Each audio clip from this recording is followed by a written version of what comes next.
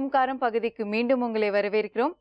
சென்னையிலேருந்து சரவணன் எழுதியிருக்காங்க சுவாமிஜி. இவருடைய ராசி விருச்சகம், நட்சத்திரம் கேட்டை. இவருடைய மனைவியோட ராசி மேஷம், நட்சத்திரம் அஸ்வினி. இவங்க 2 பேருமே விருப்பப்பட்டு தான் கல்யாணம் பண்ணியிருக்காங்க. ஆனால் இவங்க 2 பேருக்கும் இப்போ நாளடைவில் பார்த்திங்கன்னா பிரச்சனைகள் நிறைய வந்துட்டே இருக்குது. மனைவி நான் வெளிநாடு போகிறதுக்காக பணம் கொடுக்குறேன்னு சொன்னாங்க. ஆனால் அது கொடுக்காதனால எனக்கு அந்த வேலை தடைப்பட்டது. அது மட்டும் இல்லாமல் எங்கள் 2 பேருக்கும் 4 வருடங்களாக குழந்தைகளே இல்லை அப்படின்னு சொல்லியிருக்காங்க. இதனால 2 பேருமே டிவோர்ஸ் பண்ண போகிறோம் அப்படின்னு சொல்லியிருக்காங்க சுவாமிஜி. இந்த டிவோர்ஸ் பண்ணதுக்கப்புறம் எங்கள் 2 பேருக்குமே நல்ல வாழ்க்கை அமையுமா அப்படின்னு கேட்டிருக்காங்க. இதுக்கு என்ன சுவாமிஜி ஒரு தீர்வு? இப்போ சப்தரிஷி வாக்கியப்படி உங்களுக்கு என்ன வருதுன்னு பார்த்துடலாம்.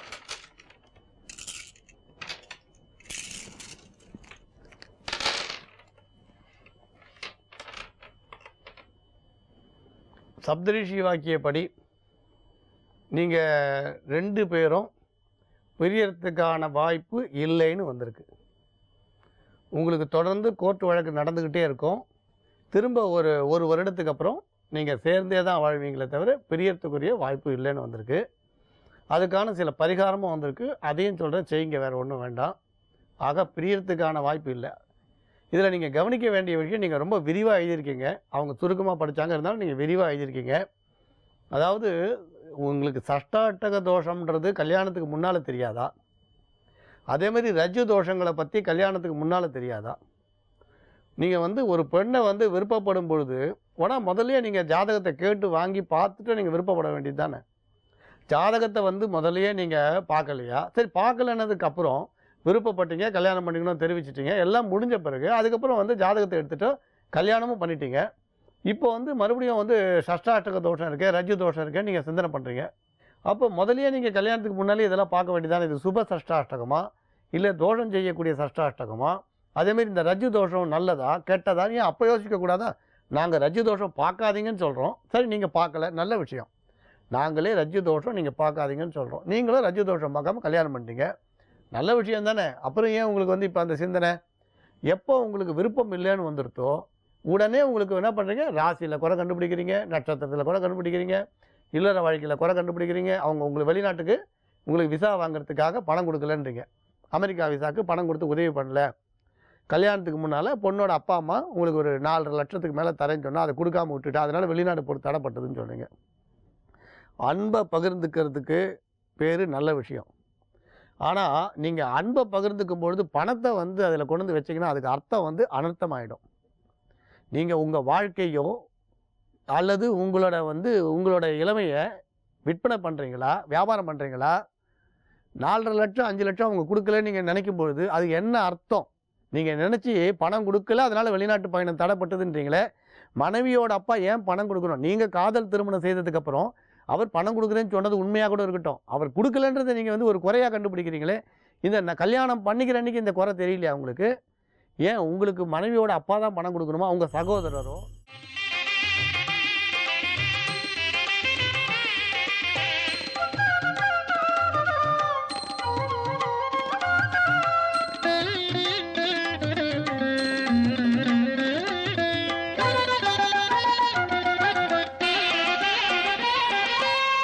தெய்வத்துள் தெய்வம் அம்மா, தேடி உன்னை சரணடைந்தேன். 5 புலன்கள் அடக்கி உன் முன் அடி தொழுது பணிந்து நின்றேன். தெய்வத்துள் தெய்வம் அம்மா, தேடி உன்னை சரணடைந்தேன். 5 புலன்கள் அடக்கி உன் முன் அடி தொழுது பணிந்து நின்றேன். தெய்வத்துள் தெய்வம் அம்மா, தேடி உன்னை சரணடைந்தேன்.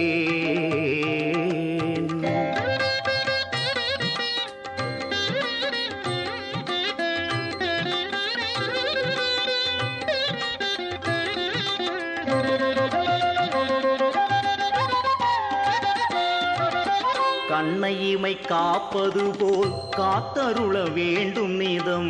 அன்னை உந்தன் அடி பணிந்தேன், அடியார்கள் துயர் தீர்ப்பாய்.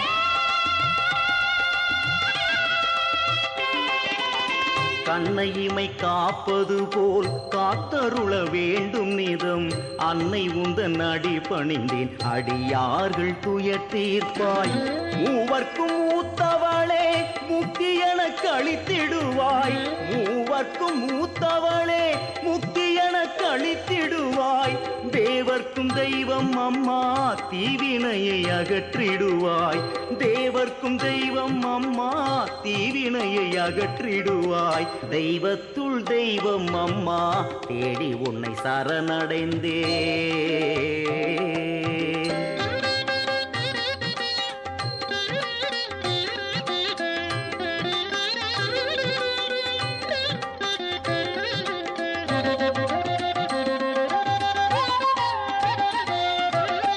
நிலையில்லா இல்வாழ்வை நினைத்தாலே கலங்கிடுதே அலை போன்று ஓய்வின்றி அல்லல் படையேன் படைத்தான்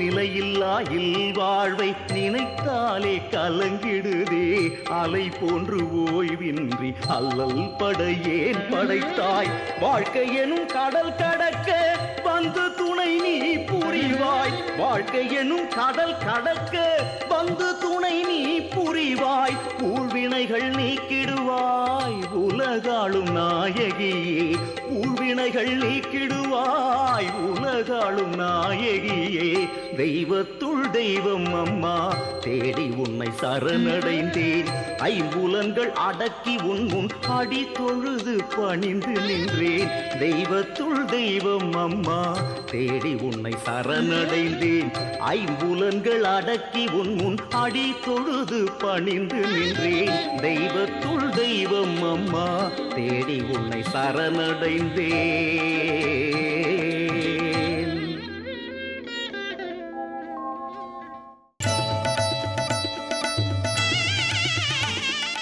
ஜீ தமிழ் தொலைக்காட்சி நேயர்களுக்கு வணக்கம்.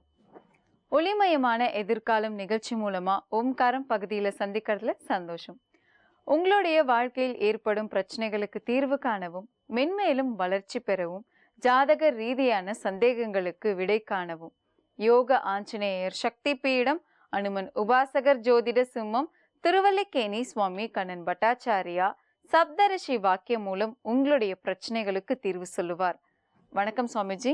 நாராயண சுவாமிஜி, இன்றைய தினம் எப்படி இருக்கு? என்னென்ன பூஜைகள் நம்ம செய்யலாம்? என்னென்ன ஆன்மீக குறிப்புகள் இருக்குன்னு சொல்லுங்க சுவாமிஜி. சரவுதத்மார்த்தாதிகம் கர்ம நிகிலம் ஜனசூத்ரிதம் தஸ்மை சமஸ்த வேதார்த்த விதே விகணசே நமக. வக்ரதுண்ட மகாகாயா சூரியகோடி சமப்பிரபா நிர்விக்னம் குருமே தேவா சர்வகாரேஷு சர்வதா. யோகப்பட்டேன பத்தாங்கம் திரிநேத்திரம் சாந்த விக்கிரகம் யாயே சமஸ்த தோஷக்னம் வாதாத்மஜம் அகல்மஷம் கிருஷ்ணம் வந்தே ஜெகத்குரும். ஜெயந்தி மங்களாகாளி பத்ரகாளி கபாலினி துர்காஷமா சிவாதாத்ரி சுவாகாஸ்வதா நமோஸ்துதே. குரு பிரம்மா குரு விஷ்ணு குருதேவோ மகேஸ்வரகா குரு சாட்சாத் பரம்பிரம்மா தஸ்மை ஸ்ரீ குரவே நமக. அஸ்மத் குருபியோ நமக விகணச மகா குரவே நமக. அனுமன் சுவாமிகள் ஆசிகளுடன் மங்களகரமான துர்மிகி வருடம் ஆனி மாதம் 8ஆம் தேதி 22/6/2016 புதன்கிழமையான இன்று பல நல்ல ஜோதிட ஆன்மீக விஷயங்களை பார்க்கலாம். இப்போ பொதுவாக ஜாதக பொருத்தங்கள் பார்க்கச்ச இந்த தசா சந்தி தோஷம் அப்படின்னு பார்க்குற வழக்கம் ஒன்று உண்டு. நிறைய இடங்களில் இந்த தசா சந்தி தோஷம்னு பார்ப்பான். அதில் ஒருத்தர் சொன்னது, இந்த தசா சந்தி தோஷத்தில் கல்யாணம் ஆகிடுது, இப்போ எனக்கும் என் மனைவிக்கும் ஒரே தசை நடக்கிறது, அதனால் எனக்கு நிறைய பிரச்சனை இருக்குது அப்படின்னு ஒருத்தர் சொல்கிறார். இன்னொருத்தர், எனக்கு சனி தசை நடக்கிறது, என் ஒய்ஃபுக்கு சனி தசை நடக்கிறது, என் பையனுக்கும் சனி தசை நடக்கிறது, அதனால் இது தசா சந்தி தோஷமா, பையன் வேறு இடத்துல நான் வேறு இடத்துல இருக்கணுமா, பையன் ஒரு இடத்துல நான் ஒரு இடத்துல இருக்கணுமா, இப்படி ஒரு கேள்வி.